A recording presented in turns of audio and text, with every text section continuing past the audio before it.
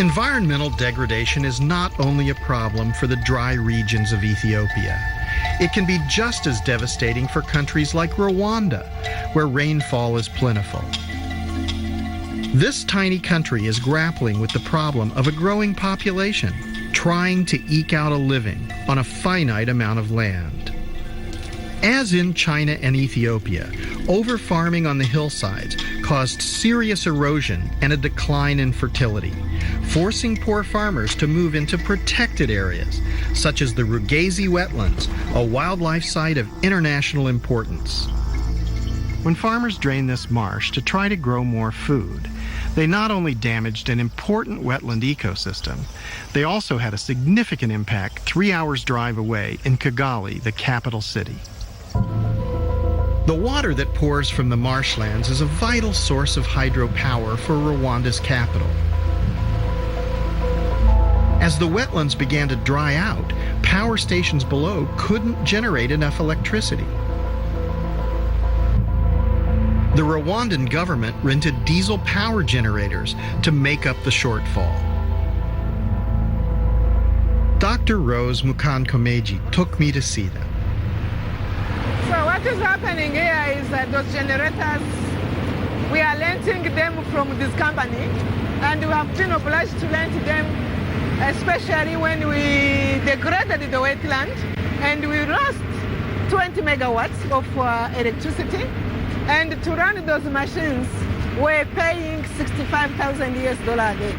$65,000 a day, that's multi-millions of dollars per year. It is $1 million, and as you might know, Rwanda is not a rich country. Some of that money has been borrowed from the bank, is from taxpayers. How does this affect the climate? Of course, those machines, they are run under diesel, and when you burn diesel, you are producing greenhouse gases.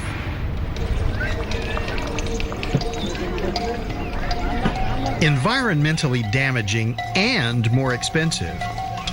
Locals had to pay 3 times as much for their electricity. So government policymakers focused on how to restore the Rugazi wetlands. If people were the problem, they could also be the solution. We had to take a careful look at what had actually been happening that damaged this system, and therefore had to reverse that again with human action. And this is why it is important to look at how human actions can destroy or can reverse what has been destroyed or even protect our environment. The government decided to help the farmers leave the wetlands and to restore the degraded slopes above them, improving their croplands and encouraging trees and shrubs to grow back, capturing the rain. We have been supporting them by doing terraces, specifically there on the hills, where they can increase and improve the productivity. The most important thing is to have people with you on your side.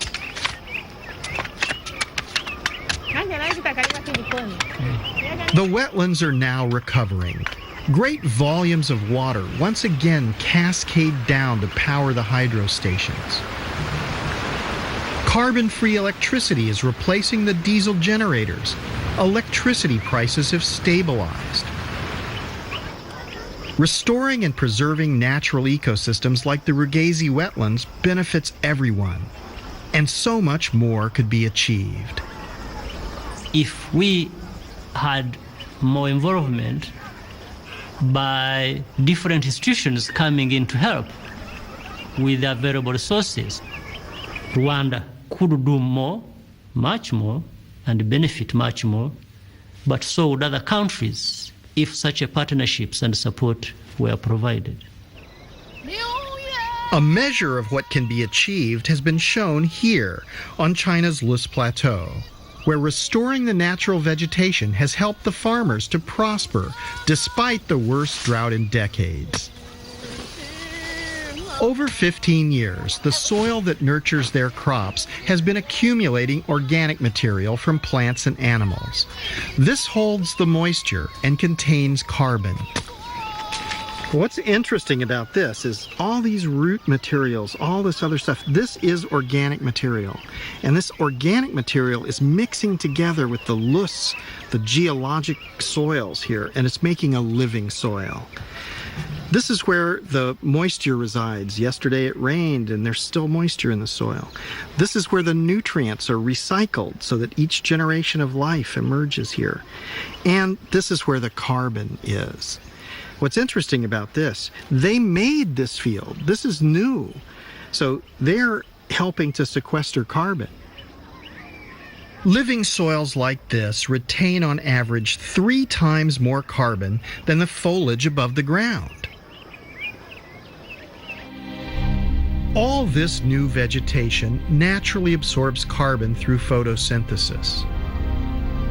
If, as scientists suggest, 1/4 of the Earth's landmass has been degraded, imagine what effect restoring those regions would have on reducing human impact on climate change. What we've seen in China, in Africa, and around the world is that it's possible to rehabilitate large-scale damaged ecosystems. If we can transfer the capital, the technology, and empower the local people to restore their own environment, it'll have enormous benefits. Restoration can sequester carbon, reduce biodiversity loss, mitigate against flooding, drought, and famine. It can ensure food security for people who are now chronically hungry. Why don't we do this on a global scale?